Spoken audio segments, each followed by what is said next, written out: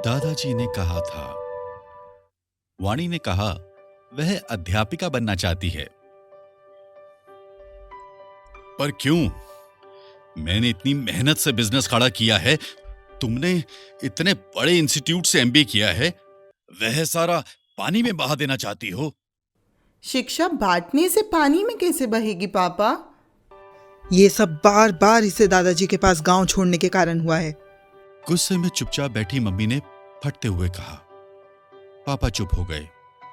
Mummy kitchen चली गई और वाणी ने मन ही मन कहा, सच ही तो है, ये सब दादाजी के कारण हुआ है। वह छोटी थी तो मम्मी पापा दिल्ली में अपना बिजनेस खड़ा कर रहे थे। वो देर रात तक काम करते। सुबह उनकी मीटिंगें शुरू हो जाती। कौन से नए कानून कब बन रहे हैं, कच्चा माल कहां से मंगवाया जाए, कौन सा बैंक लोन दे रहा है, कौन से मिनिस्टर से जान पहचान निकाली जा सकती है, वगैरह वगैरह। घर में बस यही चर्चा के विषय होते। पापा को लगता नन्ही वाणी के लिए ये माहौल पर्याप्त नहीं। इस आयु के बच्चों को प्रकृति के संग होना चाहिए, कहानियां सुननी चाहिए, बेतहाशा भागना चाहिए, ना कि ये स्ट्रेसफुल बातें। पर मम्मी का सोचना अलग था। उन्हें लगता था वो बिजनेस सीख रही है।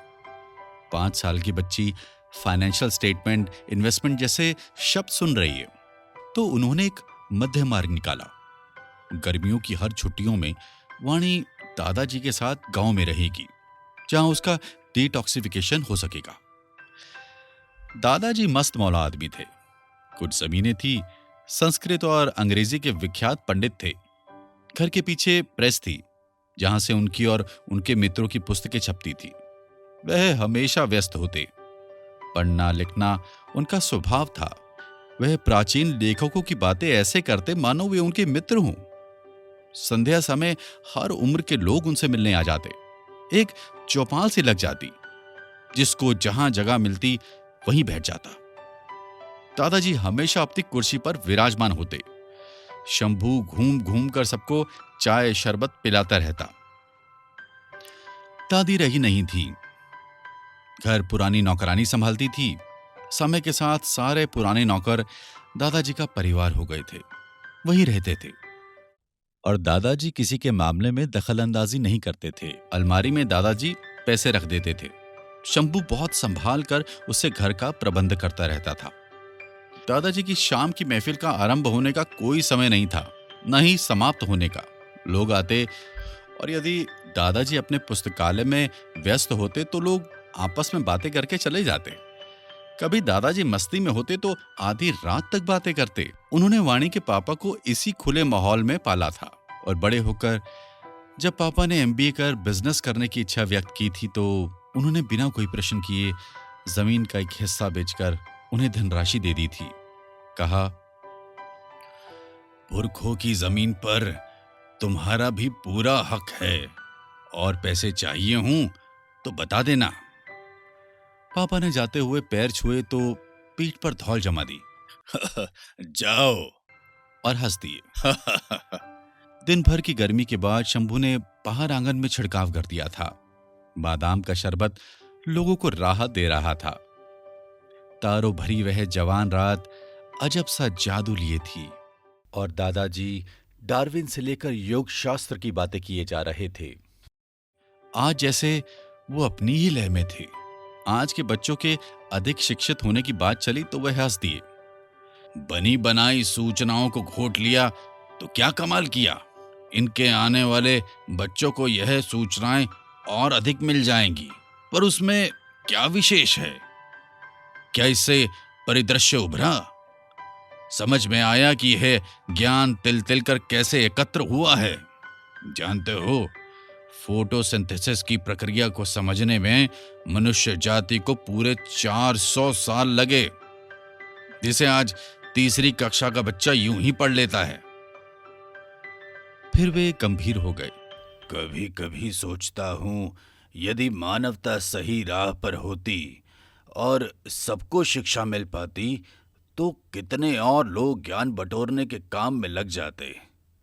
आज हमारे पास कितनी समस्याओं के निदान होते, जिसे समझने में 400 वर्ष लगे वह 4 दिन में हो जाता। वाणी ने उनकी बात सुनी और मन ही मन कहा, बड़ी होकर मैं पढ़ाऊंगी और कुछ नहीं। वह स्वप्न अब तक उसने अपने तक ही रखा था। आज पापा के साथ ऑफिस जाने की बात आई तो उसने बता दिया। पापा चाहते थे यदि पढ़ाना ही है तो अपनी यूनिवर्सिटी खोली जाए, शिक्षा को बिजनेस की तरह फैलाया जाए।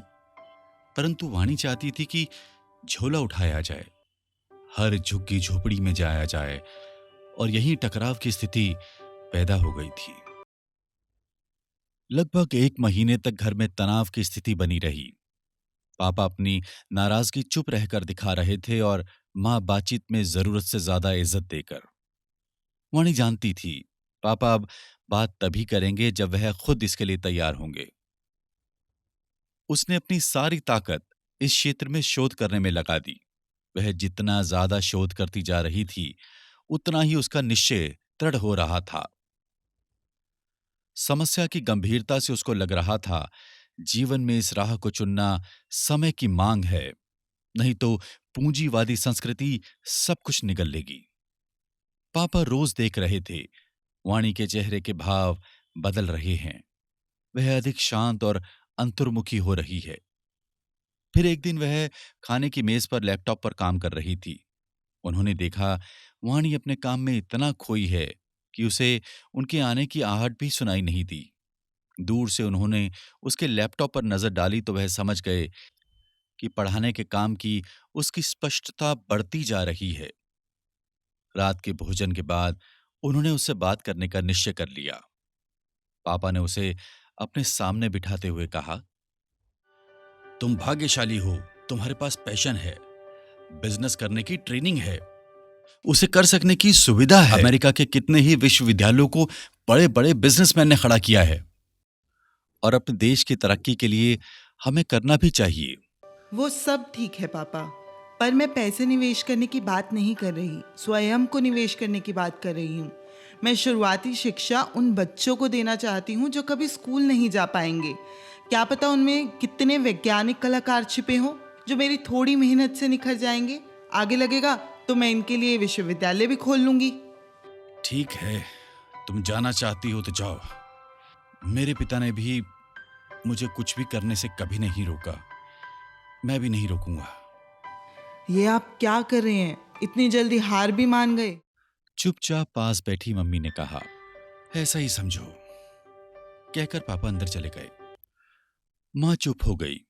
उन्हें लगा वह और नहीं सह सकती। वह उठकर बालकनी में चली गई। रात को जब माँ पापा अकेले थे तो माँ ने कहा, ये ठीक नहीं हुआ, पता नहीं कहाँ कहाँ झक मारेगी। पापा ने चश्मा हटाते हुए कहा, बच्चे के पैशन को दबाना और अपनी परवरिश पर विश्वास ना करना वह सबसे बड़ी हार होती। बिजनेस खड़ा करना हमारा पैशन था, इसका बोझ मैं अपनी बेटी पर नहीं ला दूंगा। और वह गलत क्या कर रही है? धन की बजाय अपने विचार और भावना को महत्वपूर्ण समझ रही है, बस इतनी सी बात ही तो है। और यह विचार ठीक ही तो है। यदि सबको ज्ञान अर्जित करने का अवसर मिले तो ज्ञान की गति ना जाने कितनी तीव्र हो जाए। ठीक है बाबा, जब बाप बेटी मिल गए हैं तो मैं क्या कर सकती हूँ। और वह मुंह फेर कर सो गई। पापा मुस्कुरा दिए। उन्हें कहीं गहरे अपने पिता और बेटी दोनों पर गर्व हो रहा था।